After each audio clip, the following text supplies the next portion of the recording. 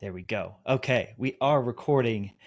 Um, yeah, this will be recorded. This will go out live. So if you need to, or out afterwards. So if you need to jump out early, I don't plan on spending the full hour today as I've got it scheduled. But if you need to jump out early, just know that the full recording will be coming to you just as soon as I can get it uploaded and sent out. So that's housekeeping item number one. Housekeeping item number two, jump in the chat and introduce yourself if you feel comfortable. I'd love to just understand who's on today, who's listening, who's watching, where you're from, if you feel comfortable.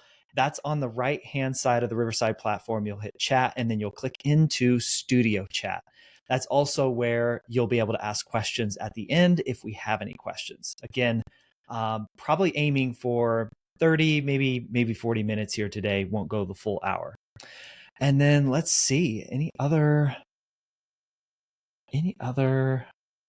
housekeeping items? I don't think so. I think I'm good to go. It looks like I'm sharing screen and it looks like I am ready to go. So again, thank you so much. This is the live session, Become a Better Storyteller. We're going to find out how we can use stories to connect with audiences in more meaningful ways. So let us begin, everyone. Let me move things around here. There we go. So my grandpa Wayne occupies this larger than life status in my mind. I don't know if you have somebody like that in your life, but for me, it is my grandpa Wayne. His presence, his wisdom, his humor, his love have, over the course of my life, delivered positive compounding feelings, memories, guidance all my life. Growing up, my grandpa could do no wrong in my eyes. And in his eyes, I'm pretty sure that his grandchildren could do no wrong either. But to know my grandpa was to know that he loved to share his wisdom with me, my siblings, my cousins through demonstration.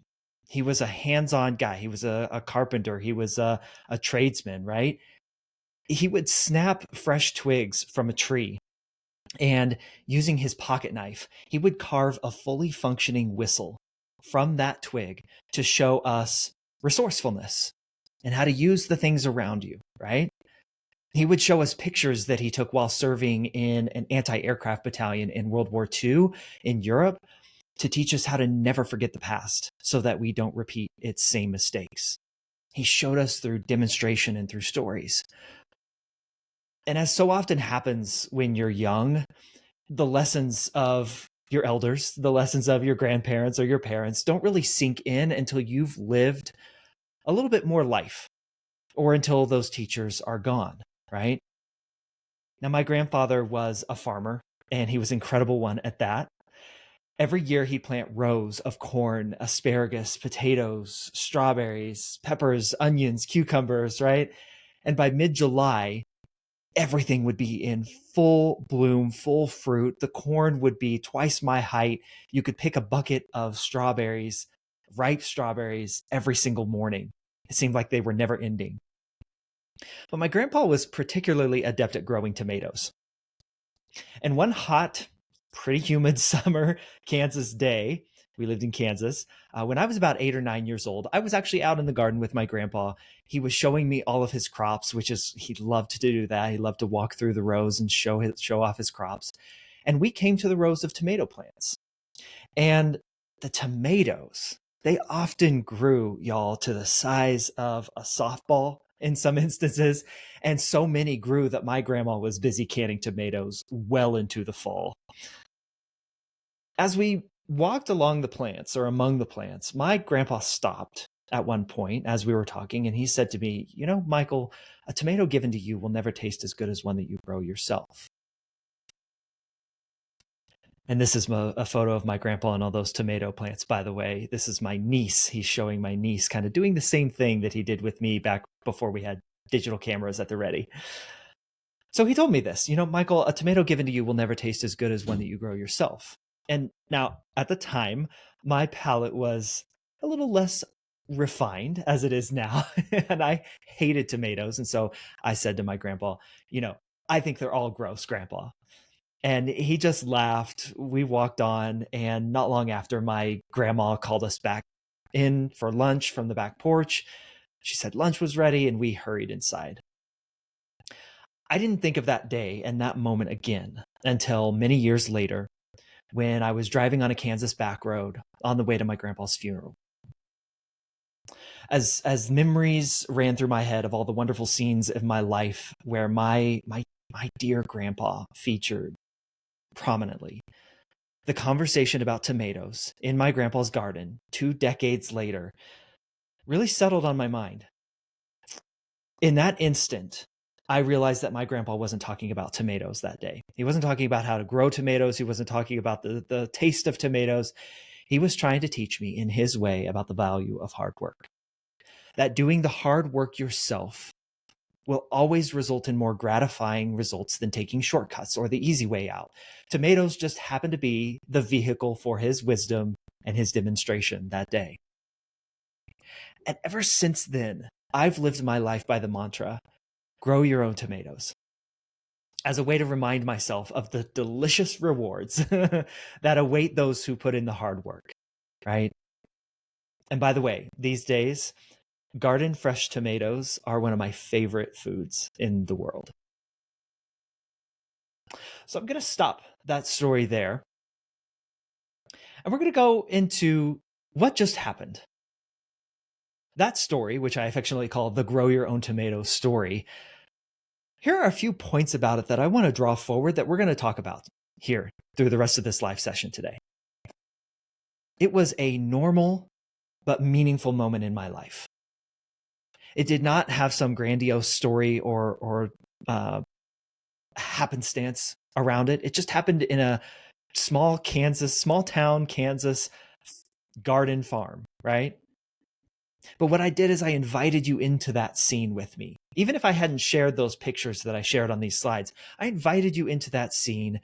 And what I didn't share in that story, and we'll cover this here in a little bit, but what I didn't share was almost or as important as what I did share in that story. And I can easily adapt the lesson of that story depending on the audience as well.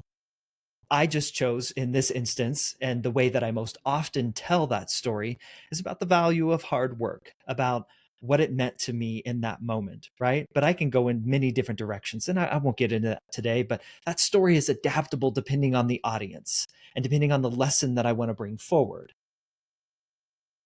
Now, this gets into the power of a story. This gets into the thing that we all know to be true, that stories, we learn through stories, we connect through stories, we relate to people through stories. They are the unlock to becoming a more sought after speaker or effective presenter. And this can be a speaker on a stage, this can be on a TEDx talk, this can be at work in front of the board or in front of in front of customers, in front of your staff at an all hands meeting.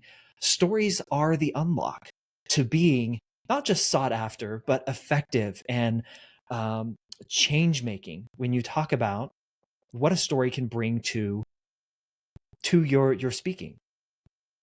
They can transport your audience out of their seat, out of their moment in time, out of their place, and into another place in time.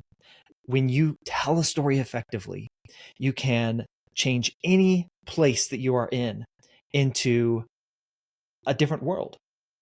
Stories are required for change because one of the things we know about being on a stage or standing in front of folks is you are often trying to elicit some sort of change out of them. That you're trying to inspire or motivate them to act, that you're trying to get them to decide something, that you're trying to sell them something. Stories are required for change. Otherwise, we don't understand what it is that we're hearing, seeing, looking at in the most effective way. But what so often happens is that most advice on how to be a better storyteller falls or sounds just like that. Just be a better storyteller. And you're left with this question of, okay, how do I do that? How do I do that? And so in the absence of understanding how the mechanics of what goes into great storytelling, into how to tell a great story, how to position it, how to set it up, how to close it out, your story lacks purpose, lacks intent. And what happens is we go into what I call narration or monologuing, where it just becomes this series of events where it's and then and then and then, and there's never this reveal of any sort. There's never this lesson learned. There's never an an end point that brings it to a natural resolution.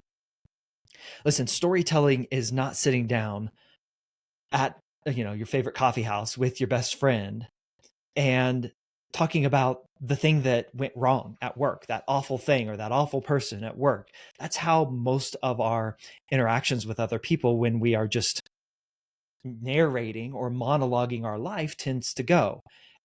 This happened, and then this happened, and then he did this, and then she did this, and then, and then, and then. And again, we're left with the question of, how do I tell this more effectively? How do I show up more effectively as a storyteller to where it just doesn't sound like this series of and then statements where I'm just describing, monologuing, narrating moments of my life? Storytelling, effective storytelling, storytelling that elicits change is so much more than a monologue or a narration. So let's get into it. Let's understand how this comes to be. What is the path to the most effective and powerful storytelling? Well, I'll tell you, most storytelling, where it gets stuck, is going back to what I said earlier, thinking a story is only as good if it's only good if it's grand. The cliched example that's always used, that I often find that's used, is, I've never climbed Mount Everest blind, or I've never dove to the bottom of the ocean to see the Titanic.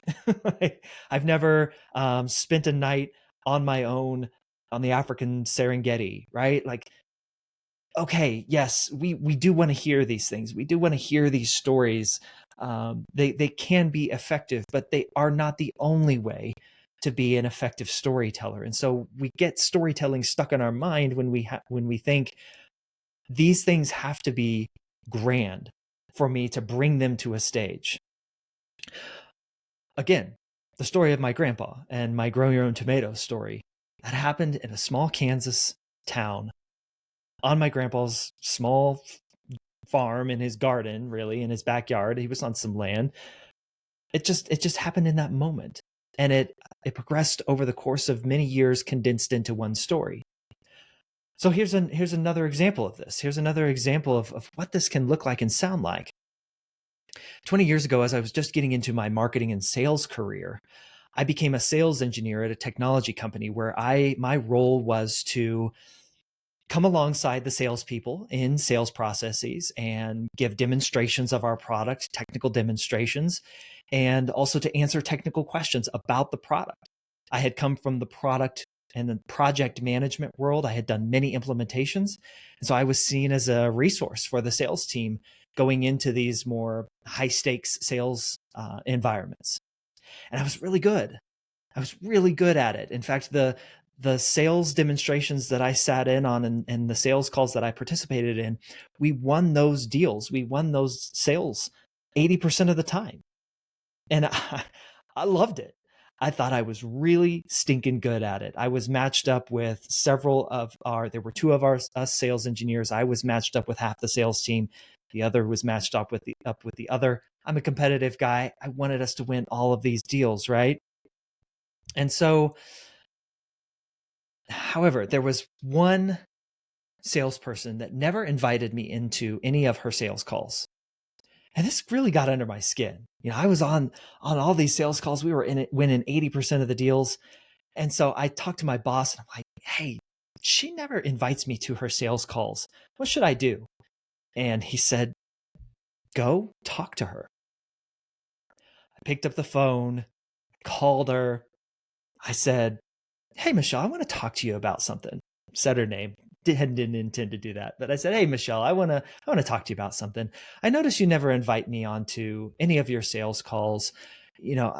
This is our process. Bring the sales engineer in, do the demo. I'm just wondering, is there something wrong? Is there something that I can help you with? Is there something we can work out?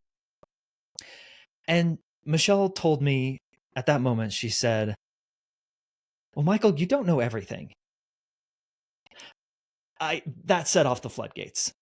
Just explanation after explanation. Well, hey, I know the product. I really know the product. I know this better than even some of our technical staff. I really think I can help. I'm in these deals all the time and we're winning, and I want to bring that to you. I think I can really help you. She said, "Michael, slow down. Hold on. You didn't let me finish." I said, she said, "Michael, you don't know everything. And you're not willing to admit when you don't know." And that can upend a deal.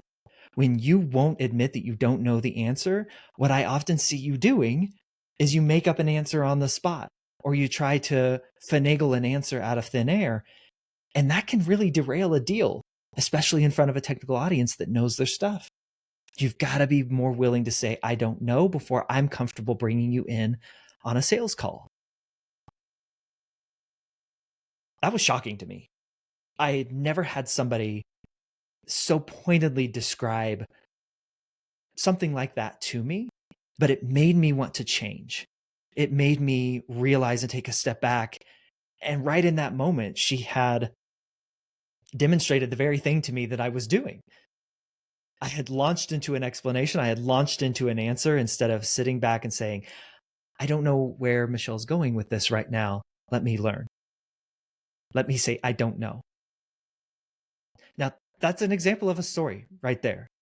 Maybe a little wordy. I'm a little bit of a wordy guy, but that's an example of a very regular, everyday story that had a positive impact on the course of my career. I changed a lot about how I showed up in sales calls and in sales meetings and leading my teams after that point, after that conversation. It was an incredibly meaningful and powerful moment for me. And that's the point about storytelling.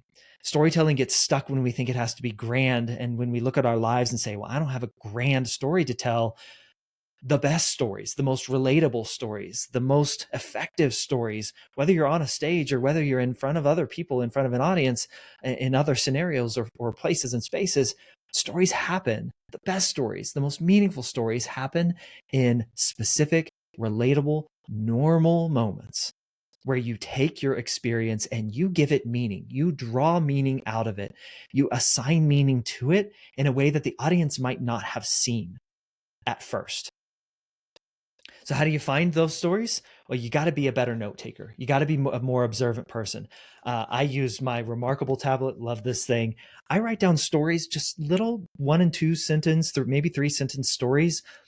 Not every day, but I'm constantly observing, thinking about my workday, thinking about the conversations that I have with people, and I write down those stories. Just the other day, it rained really hard, and I wrote down just a quick story that said, "It rained hard today." Rain always makes me think of back home in Kansas when I was in college and I would drive out into the country and watch thunderstorms roll in. I don't know what that story is yet. I don't know what the meaning of that is, but it could be a meaningful story for a presentation, for a talk somewhere down the road. But you got to get better at collecting those stories. So, what do we include and discard from our stories then? I said earlier that my Grow Your Own Tomato story was as much about what I didn't include as much as what I did include. I'll talk about some of that here. But the best stories include these elements. And yes, they do sound out or spell out the word story. You've got to set us in the scene. You've got to place us in the scene as quickly as possible. Resist the urge to pick up in the middle of a story without context, without scene setting. A lot of speakers fall into this trap of, "I'm going to surprise people by just picking up dialogue right in the middle of it." That can be confusing more so than perhaps you think. It's not nearly as effective. And I admit, as a speaking and communications coach, I've given this advice before. I retract those statements now. So set the scene. And these aren't in order either. Just because they spell out story, you don't have to go in order of these. Nor do you have to have all of these, but you have to have some of these elements. Tension. You have to have some sort of conflict. There has to be some sort of push-pull within your story for it to be really interesting for people, for them to want to lean forward and hear the why later on, your perspective, the lesson, the takeaway. But you have to have your observations. What's happening? How are you feeling? Set in within the scene. Give us the observations of what are happening, the dialogue that's going on. Bring about resolution and give it some sort of perspective, takeaway, lesson. Those elements make up a great story. And the two stories that I've told to you up to this point, both of those had elements of each one of these items in the story acronym here.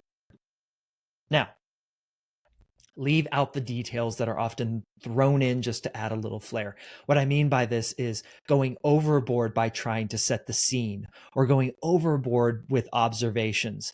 In what I left out of the Grow Your Own Tomatoes story, for instance, is also in the garden with us that day were many of my other cousins and my siblings, my two sisters. They were there. We, all of us cousins were out in the backyard. I don't know that we were all necessarily, as I remember it, in the garden, but we were in the yard.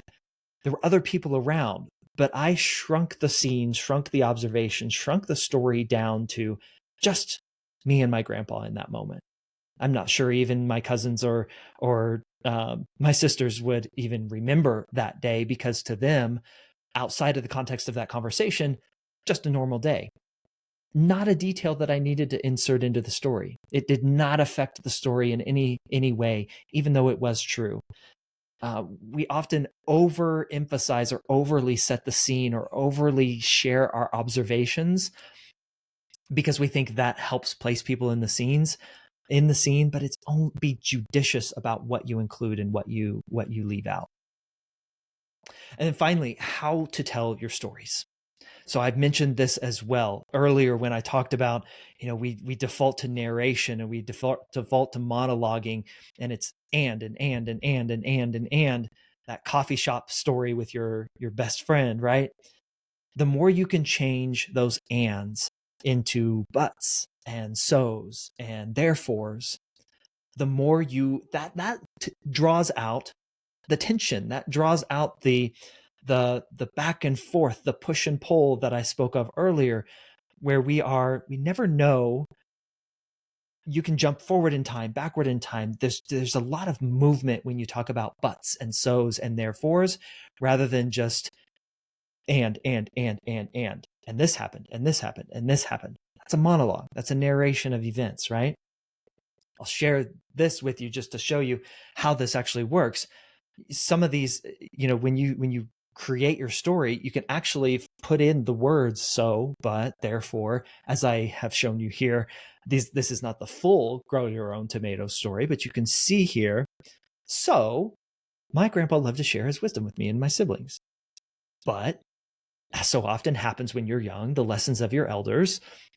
Therefore, he was particularly adept at growing tomatoes.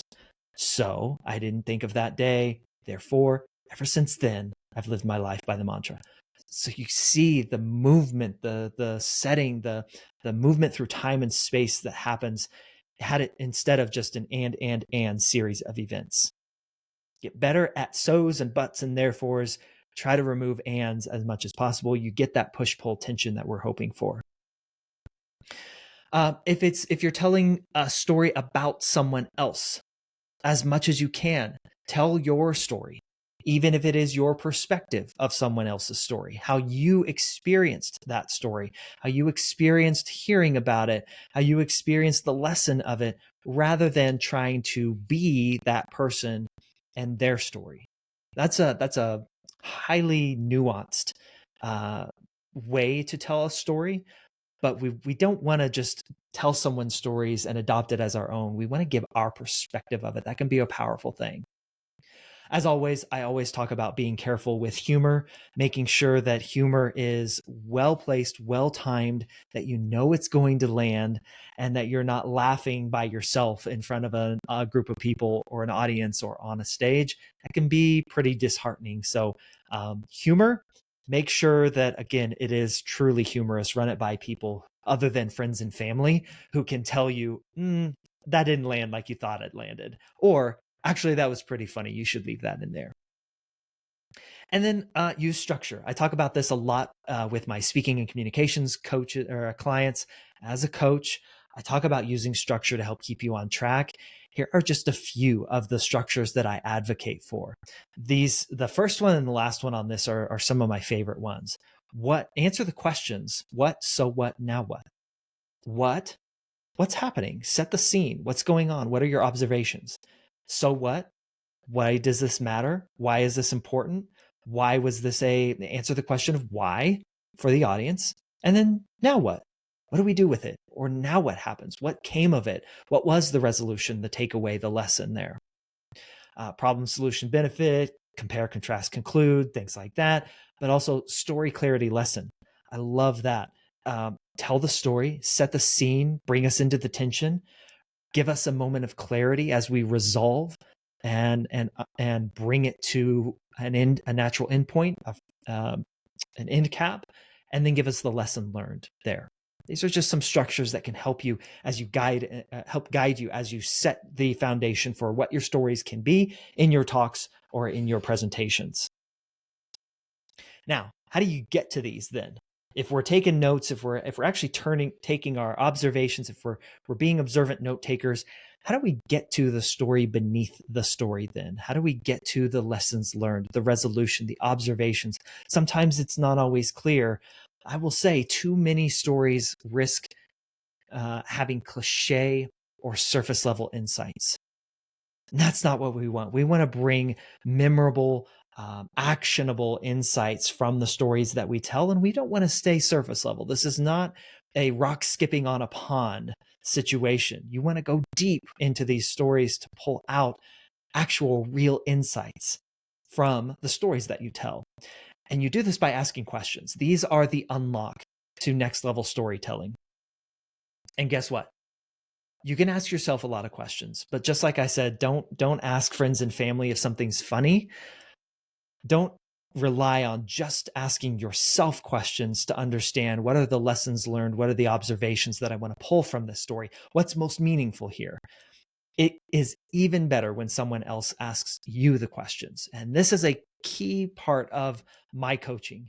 As a speaking and communications coach, I do a deep dive interview with all of my clients to go through their stories, their life, their experiences, so that we can begin to pull out the threads of meaning, of stories, of wisdom and lessons learned that create the movement, the tension, the push pull that we want in those stories that we're telling from the stage or in front of others.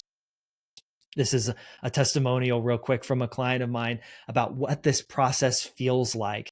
She's talking about Michelangelo creating sculptures as seeing the form within the marble and then removing everything that didn't belong. That's what asking questions, diving deep into your stories and your observations can do when we can work together to create that crystal clear lesson and observation and that tension and setting the scene. That's when your stories can really shine, no matter where you're delivering them from. All right. So last bit before we get into questions, if we have any, you can put them in the chat and let me know there if you have any questions about any of this. But I do want to share, I'm hosting a speaker intensive in Castle Rock, where I live here in Colorado, in April of next year, April 29th and 30th. You can scan that QR code if you want to get more information about it or if you want to sign up and to attend. It's going to be over 2 days. We're going to actually spend a lot of time in this speaker intensive on storytelling and how to pull your stories out, what stories you should tell, how you should tell them. We're going to talk about all that and really go through and workshop this in this speaker intensive. I'm taking 10 speakers to be a part of this. So go check that out. Check out this QR code real quick and let me know if you have any questions about it. All right. Also, I am a speaking coach. Just like I said, I'm the head speaker coach and the curator at TEDx Manitou Springs and a 2 times TEDx speaker as well. And I'm here to help. So with that, I think I'm ending right on the time when I said I wanted 30 minutes. If you have any questions, please go to the chat function in the Riverside platform, jump into the chat, then go into studio chat and type in your message there. I'll leave it open for just a few minutes, but I'm not seeing any. So I hope this was helpful. I hope this was got you thinking about how you can mold and manipulate and share your stories in a more effective way. I don't see any questions coming in, so I'm not gonna keep us any longer here, folks. So I am going to call it. Thank you so much for attending. I appreciate it. Please reach out, Michael at rethinkingcommunication.com if you have any questions. And I hope to see you soon in that speaker intensive or somewhere else on another live session. Take care.